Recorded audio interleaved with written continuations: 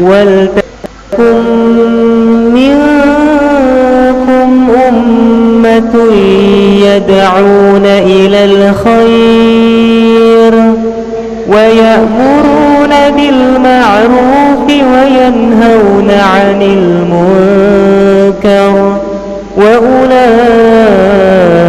هم المفلحون.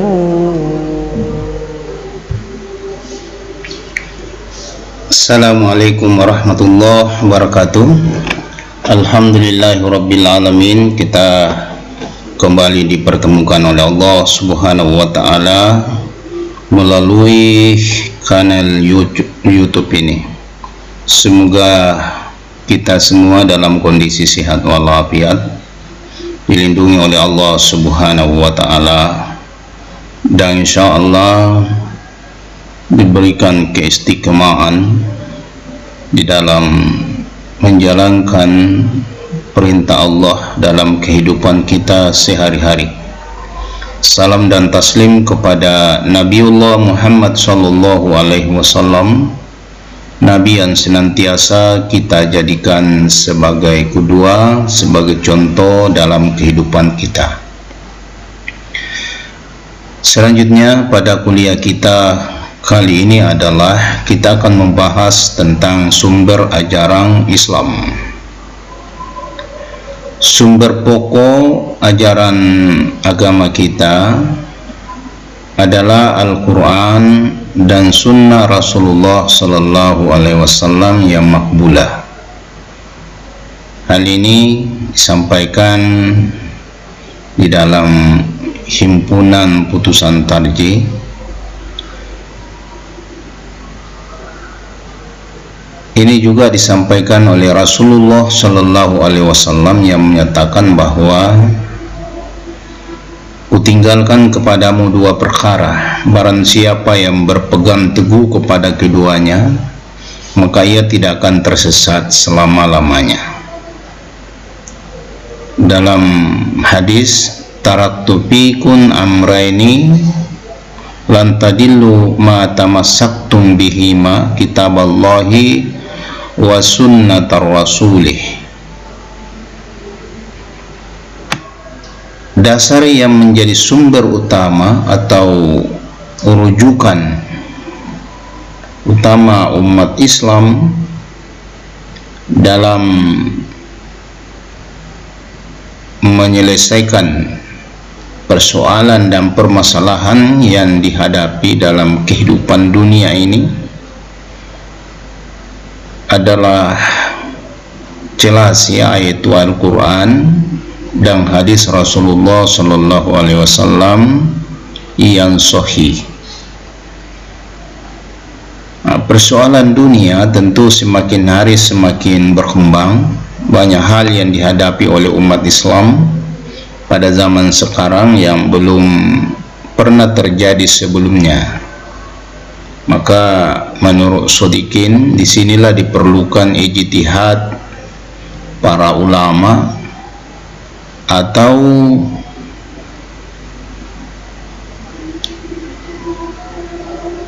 ijtihad para fuqaha. Persoalan yang ada sekarang yang belum pernah ada pada zaman Rasulullah, seperti kita ambil contoh seperti bayi tabung, nikah berjauhan tempat, transplantasi organ tubuh, ya, transfusi darah dan lain-lain, yang mungkin pada zaman yang akan datang ini umat Islam, ya, bahkan sekarang akan menghadapi persoalan yang semakin kompleks dan membutuhkan pemecahan. Oleh karena itu, ya, salah satu jalan yang diberikan sebagai salah satu sumber ajaran Islam, yaitu, ya, di samping Al-Quran dan hadis adalah ada namanya pintu ijtihad. Baik, kita bahas dulu tentang Al-Quranul Karim. Pengertian Al-Quran dapat dilihat dari dua aspek, ya, yaitu pengertian menurut lugah atau bahasa dan pengertian dari segi istilah. Pengertian Al-Quran dari segi bahasa berasal dari bahasa Arab, ya, yaitu bentuk jamak dari kata benda atau masdar dari kata kerja qara'ah, yaqra'u Qur'anan, yang artinya adalah bacaan atau sesuatu yang dibaca berulang-ulang.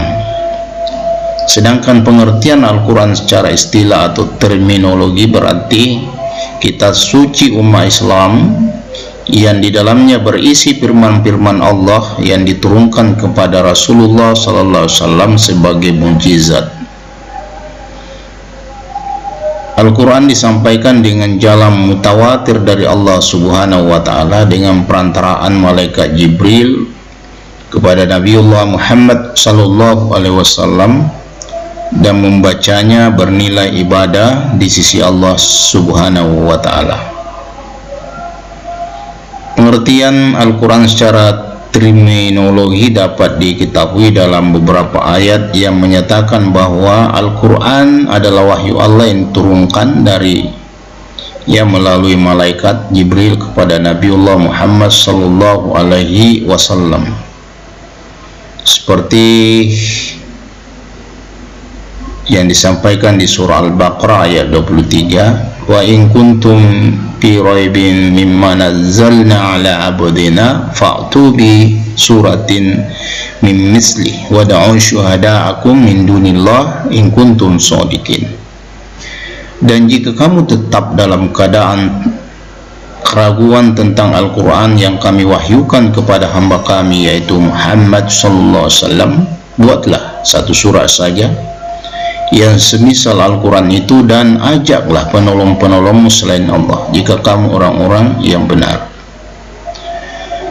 Nah, ayat ini menjelaskan bahwa Al-Quran adalah wahyu Allah yang diturunkan kepada hambanya yaitu Nabi Muhammad SAW, di mana tidak seorang pun yang sanggup membuat yang serupa dengan Al-Quran sekalipun hanya dengan sepotong ayat, sekalipun mereka saling bantu-membantu antara satu dengan yang lain. Menurut As-Sabuni, Al-Quran didefinisikan sebagai suatu firman dari Allah Subhanahu wa Ta'ala yang tidak ada tandingannya, diturunkan kepada Rasul Muhammad SAW yang merupakan penutup para nabi dan rasul melalui perantaraan malaikat Jibril.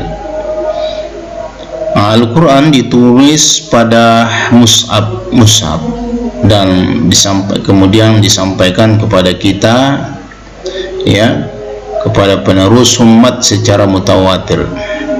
Sementara itu membaca dan memahami Al-Quran bernilai ibadah.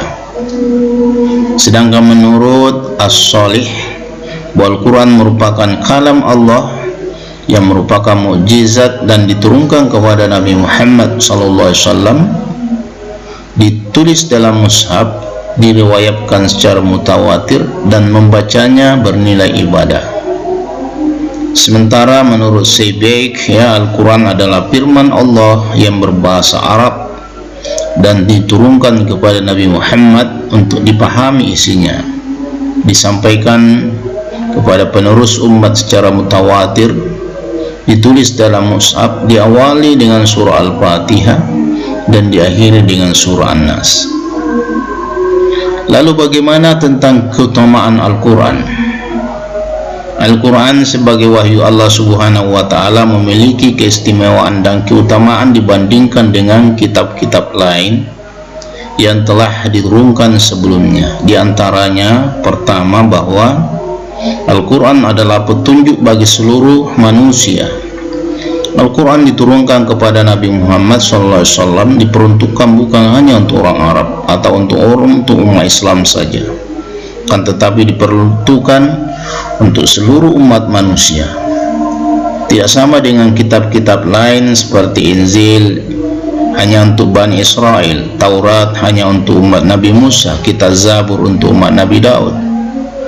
Al-Quran diperuntukkan untuk seluruh umat manusia, disampaikan hal ini disampaikan oleh Allah dalam Al-Quran, Syahrul Ramadan alladzi unzila fihi al-Quran hudal linnasi wa bayyinatin minal huda wal furqan. Di bulan Ramadan, bulan di dalamnya diturunkan permulaan Al-Quran sebagai petunjuk bagi manusia dan penjelasan bagi petunjuk itu, dan pembeda antara yang hak dan yang batil. Al-Quran surah Al-Baqarah ayat 185. Allah menyampaikan bahwa Al-Quran adalah petunjuk bagi manusia. Ini berarti manusia mana saja ya, tanpa melihat suku, bangsa, apakah ia orang bertakwa atau mungkin orang kafir, semua ya Al-Quran ini diperuntukkan buat mereka. Suatu saat manusia ini akan kembali kepada Al-Quran untuk menemukan kebenaran yang hakiki sebagai petunjuk bagi manusia ya, maka Al-Quran akan selalu cocok dengan manusia apa saja. Oleh karena Al-Quran untuk kepentingan hidup manusia, sekalipun sebagai manusia mungkin ada yang tidak mau menerimanya. Yang kedua, bahwa Al-Quran membimbing manusia kepada cahaya.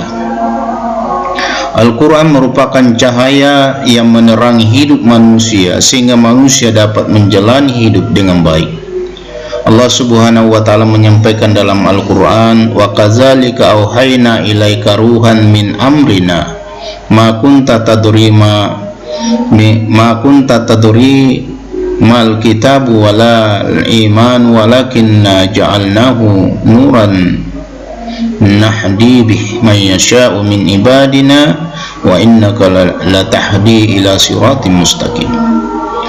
Dan demikian kami wahyukan kepadamu Al-Quran dengan perintah kami. Sebelumnya kamu tidaklah mengetahui apakah Alkitab itu atau Al-Quran, dan tidak pula mengetahui apakah iman itu, tetapi kami menjadikan Al-Quran itu cahaya yang kami tunjuki dengan dia siapa yang kami kehendaki di antara hamba-hamba kami, dan sesungguhnya kamu benar-benar memberi petunjuk kepada jalan yang lurus. Cahaya yang diperlukan sebagai penerang agar manusia dapat berjalan di dalam kegelapan. Jika gelap gulita, maka manusia tidak tahu kemana harus berjalan. Mereka akan mudah tersesat. Nah, Al-Quran memberikan arah jalan kemana manusia harus berjalan.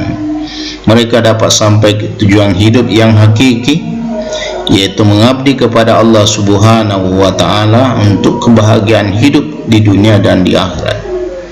Allah Subhanahu wa ta'ala memperjelas dalam Al-Quran adalah cahaya, bahwa Al-Quran itu adalah cahaya buat kita ya, sebagaimana Allah sampaikan di surah Nisa ayat 174, ya ayuhan nas qad ja'akum burhanun mir rabbikum wa anzalna ilaikum nuran mubayyina. Hai manusia, sesungguhnya telah datang kepadamu bukti kebenaran dari Tuhan, dan telah kami turunkan kepadamu cahaya yang terang benderang, yaitu Al-Quran. Surah Nisa ayat 174. Al-Quran adalah cahaya dalam kehidupan kita selaku manusia yang akan menuntun manusia di dalam kejahiliaan, agar manusia dapat membedakan antara yang hak dan yang batil. Yang ketiga, Al-Quran adalah sempurna. Al-Quran sebagai wahyu yang terakhir turunkan oleh Allah Subhanahu wa ta'ala merangkum kitab-kitab terdahulu yang telah diturunkan oleh Allah Subhanahu wa ta'ala, mengungkap kisah dan peristiwa masa lalu yang pernah terjadi pada zaman Nabi dan Rasul yang lalu, seperti penciptaan Adam alaihissalam. Bahkan ada 25 Nabi dan Rasul yang dikisahkan oleh Allah Subhanahu wa ta'ala, serta mengungkap peristiwa-peristiwa yang akan terjadi pada masa yang akan datang. Al-Quran juga berisi tentang tatanan kehidupan, ibadah, akhlak, dan akidah. Oleh karena itu, ayat terakhir turun Allah telah mewahyukan kepada Nabiullah bahwa pada hari ini telah disempurnakan agama dan telah diridhoi Islam sebagai agama kita. Hal ini disampaikan oleh Allah di surah Al-Maidah ayat 3, Al-yawma akmaltu lakum dinakum wa atmamtu alaikum ni'mati wa raditu lakumul Islam dinah. Pada hari ini telah kusempurnakan untuk kamu agamamu dan telah kucukupkan kepadamu nikmatku dan telah kuridai Islam itu jadi agama bagimu. Agama Islam yang diturunkan oleh Allah Subhanahu wa taala kepada Nabiullah Muhammad sallallahu alaihi wasallam sudah dinyatakan sempurna. Oleh karena Allah Subhanahu wa taala telah menurunkan Al-Qur'an secara sempurna. Kenapa? Karena Islam itu landasannya adalah Al-Qur'an. Karena dia adalah sumber ajaran Islam yang sudah disempurnakan oleh Allah, yaitu Al-Quran itu sendiri. Dengan demikian tidak akan ada lagi Nabi dan Rasul yang akan diutus oleh Allah Subhanahu wa ta'ala setelah Al-Quran sempurna diturunkan oleh Allah Subhanahu wa ta'ala. Ayat ini juga menunjukkan bahwa Rasulullah Muhammad SAW adalah Nabi dan Rasul yang terakhir yang telah diutus oleh Allah ke dunia ini. Selanjutnya, Al-Quran adalah mujizat bagi Nabiullah Muhammad sallallahu alaihi wasallam. Nah, mujizat ini adalah perkara di luar kebiasaan yang dilakukan oleh Allah Subhanahu wa ta'ala melalui para nabi dan rasulnya untuk membuktikan kebenaran kenabian dan keabsahan risalahnya. Secara bahasa, mujizat dapat juga diartikan melemahkan dari kata azzaza, lemah. Dalam akidah Islam, mujizat dimaknakan sebagai suatu peristiwa yang terjadi di luar kebiasaan yang digunakan untuk mendukung kebenaran kenabian seorang nabi dan atau kerasulan seorang rasul, sekaligus melemahkan lawan-lawan atau musuh-musuh yang meragukan kebenarannya. Nah, pengertian ini terkait dengan kehadiran seorang nabi atau rasul. Rasul dalam menyampaikan ajarannya seringkali mendapatkan pertentangannya atau tantangan dari masyarakatnya. Misalnya, ajarannya dianggap obrolan bohong, dusta, bahkan seringkali dianggap sebagai tipu daya atau sihir. Hal ini disampaikan oleh Allah Subhanahu wa ta'ala dalam Al-Quran, wa iza tutla alaihim ayatuna qalu qad sami'na law jasa'ul laqulna mithla hadha in hadha illa asatirul awwalin. Apabila dibacakan kepada mereka ayat-ayat kami, mereka berkata, sungguhnya kami telah mendengar ayat-ayat seperti ini. Kalau kami menghendaki, niscaya kami dapat membacakan yang seperti ini. Al-Quran ini tidak lain hanyalah dongengan orang-orang purbakala. Dan mereka heran karena mereka kedatangan seorang pemberi peringatan, Rasul dari Allah di kalangan mereka. Dan orang-orang kafir berkata, ini adalah seorang ahli sihir yang berdusta. Di surah As-Sad ayat 4. Dan banyak lagi hal-hal lain yang diungkapkan oleh orang-orang kafir. Jadi mukjizat adalah kemampuan luar biasa dari Allah untuk para nabi dan rasul. Mukjizat dapat digunakan untuk mendukung kebenaran kenabian seorang nabi atau kerasulan seorang rasul. Selain itu dapat melemahkan lawan-lawan atau musuh-musuh yang meragukan kebenaran nabi dan rasulnya. Dalam pandangan orang kafir, kemampuan yang dinugerahkan oleh Allah kepada sebagai mukjizat bagi seorang rasul itu dianggap sebagai sihir. Allah Subhanahu wa ta'ala memberikan mukjizat kepada nabi dan rasulnya untuk mengatasi atau menghadapi kaumnya, sehingga Allah biasanya memberikan mukjizat sesuai dengan keahlian kaumnya untuk mengalahkan atau mengatasi kemampuan kaumnya. Seperti kaum Nabi Musa yang memiliki kemampuan melakukan sihir dengan mengubah tali menjadi ular. Lalu Allah menjadikan tongkat Nabi Musa sebagai mukjizatnya yang dapat berubah menjadi ular yang besar, yang dapat memakan ular-ular kecil dari tali temali. Sihir kaum Nabi Musa alaihissalam, hal ini disampaikan oleh Allah di surah Al-A'raf ayat 115 sampai 117. Mukjizat yang diberikan oleh Allah kepada Musa alaihissalam membuat orang-orang kafir seperti tukang sihir sendiri yang mengakui kemukjizatan dari Nabi Musa, yang membuat mereka beriman kepada Musa alaihissalam dan Allah subhanahu wa ta'ala. Wa alqi saharatun sajidin, dan ahli-ahli sihir itu serta merta meniarapkan diri dengan bersujud. Nah, Nabi Muhammad SAW diutus oleh Allah subhanahu wa ta'ala ke tengah kaumnya memiliki kemampuan bersyair dengan tata bahasa dan ungkapan yang indah.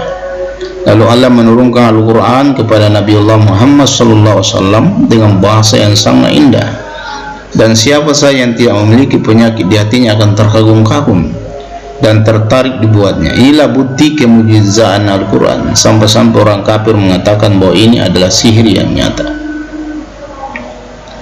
Pada zaman dahulu, jika ada hal-hal yang luar biasa yang berada di luar kemampuan manusia biasa, selalu dinisbahkan kepada sihir. Karena kemujizatan Al-Quran yang luar biasa, sehingga Al-Quran dianggapnya sihir yang dibuat oleh Nabiullah Muhammad SAW. Padahal sihir hanya dilakukan oleh manusia biasa. Sehingga Allah subhanahu wa ta'ala menantang orang-orang kafir, jika memang kamu dapat membuat semisal Al-Quran, maka silakan dibuat dan panggil semua orang-orang yang hebat dalam bidang syair. Jika mereka mampu, akan tetapi mereka tak akan mampu untuk membuat yang selepel dengan Al-Quran.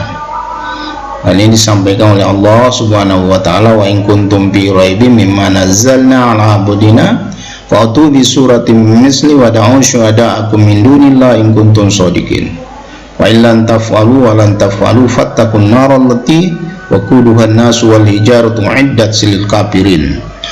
Dan jika kamu tetap dalam keraguan tentang Al-Quran yang kami wahyukan kepada hamba kami, buatlah satu surah saja yang semisal Al-Quran itu, dan ajak orang selain Allah, penolong-penolong selain Allah. Jika kamu orang-orang benar, maka jika kamu tidak dapat membuatnya, dan pasti kamu tidak akan dapat membuatnya, peliharalah dirimu dari neraka yang bahan bakarnya manusia dan batu, yang disediakan bagi orang-orang kafir. Surah Al-Baqarah ayat 23-24. Nah, ayat ini merupakan tantangan bagi mereka yang meragukan tentang Al-Quran, yang tidak dapat ditiru walaupun dengan mengerahkan semua ahli sastra dan bahasa, karena ia merupakan mukjizat dari Nabi Muhammad SAW. Keterangan tentang Al-Quran sebagai mukjizat Nabiullah disampaikan sendiri oleh Allah subhanahu wa ta'ala.